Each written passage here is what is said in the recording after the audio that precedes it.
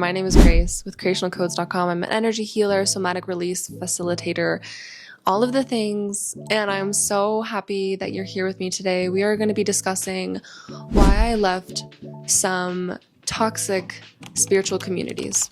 Also, you might hear some grinding and clicking in the background. It's my dog and his bone, and I just don't have the heart to take it away from him, so please bear with me. In the spiritual realm or community, you may find that, first of all, there's a lot going on. There's different levels to what people are doing. Sometimes it's just about chakras. Sometimes it's about like galactic energy. Sometimes it's about body release. All of these things are very important. Some of the spiritual communities I got into were very intensive, very much so about energy healing, about creational architecture, very fancy things. And what happens in these spiritual communities is that it becomes very black and white. It becomes very good versus evil, and that immediately becomes toxic. Okay, so I'm not sure if you've had these experiences with a community where all of a sudden there is dictation, rules, shoulds and shouldn'ts, fear propaganda. So some of these communities go full on ego, and they talk about DNA up-levelings, which is beautiful and powerful, and I love that topic. But they talk about it in a way where it's like, I have a very advanced light body and you do not.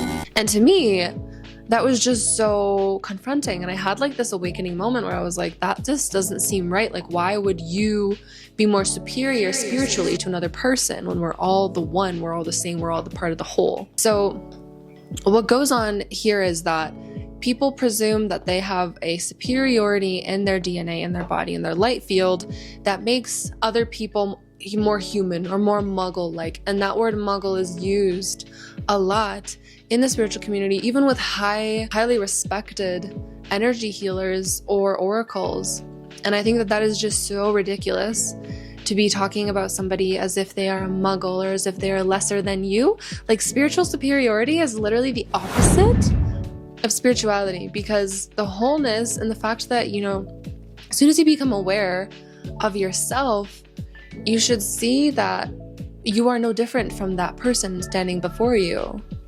Like, that's the top tier to me, is humbleness. There's also a lot of fear propaganda that goes on in these spiritual communities. There's a lot of, don't do this, don't look at that, don't talk about this, don't try that, don't ever do this. And that really creates limitation. It boxes people in, it creates fear. And the truth is that when you are in your body and when you are aware of yourself, you have the capacity to know what is right and wrong for you. Your body knows, your aura knows, your energy knows what is right and what is wrong for you. It's like when you come into contact with a person and you get their vibe and you start talking to them and you're like, I don't want to be friends with you. Or maybe you get into a conversation and you're like, you are my person. You will know if you start going into your body. Like, we shouldn't be dictating this for other people. We shouldn't be telling them what they should and shouldn't do, because this creates lack of internal awareness and a lack of gnosis. And we are doing them an injustice of not letting them explore. I truly believe that all things can be restored and healed and held and loved back into wholeness. So even if, you go down some weird whatever trails, finding yourself, exploring, learning new things, and then you find yourself upon a shaman or a teacher who is just corrupt, weird as fuck, corrupt. That doesn't instantly mean that you yourself are condemned or, you're going to be maimed for the rest of your life.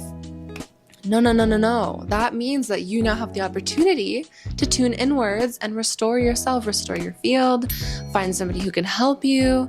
I don't know why there's so much fear and propaganda around people losing themselves and losing their way. That is part of life. That is part of this journey. And we can't just hold people in these little boxes of, I know right, I know best for you. And as I say this, of course, it's like a little bit of an intense conversation. I'm not saying this to project upon anybody or to tell you what you should or shouldn't do.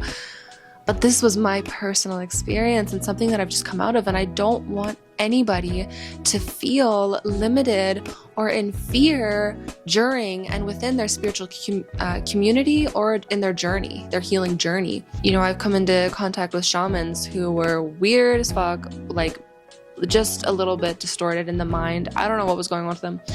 And if I didn't like their vibe, I was like, goodbye. But these communities, and this is the thing that they do, is they create this fear of leaving. And this is cultish mentality. I am being 100% serious. I have joined communities where I felt like this was it. This was everything. This was gonna be what made me holier than thou, what made me most connected to God. And I felt so good in it for a while. And then when I started to stray away, I noticed that there was a lot of fear coming up within me because they had been slyly putting in words like, this is the saving grace of this planet. This is the only thing that will protect us. This is it. There's nothing that will ever protect you more than this. And that is all psychological control to make us or you or whoever is going through this feel fear of leaving that community, fear of choosing to trust yourself, choosing to trust God. So when you notice this in a community, take note of who is it coming from, what is their intention, is there fear propaganda, and why? Why? Because we should always be coming home. This is where we learn and grow and find God and self is in this body vessel. You don't really need somebody to tell you how to do it. You don't really need somebody to create a little box and a bubble of limitations and beliefs and stories and all this stuff to make you feel safe inside of your connection with God. Yes, that's beautiful. And yes, that's what our healing journey is like finding our people. But don't get lost in the community and don't get lost in feeling like they make you holy and that they make you connected to God, because you are innately connected to God. You are innately connected to Source. Nobody gifts that to you. You are that. In my opinion, this is what a spiritual community should feel like. It should feel free. It should feel like a community where you can talk about what you think is right and what you think is wrong. It should include many different practices. It should include ancient traditions, future idealizations, connection with God.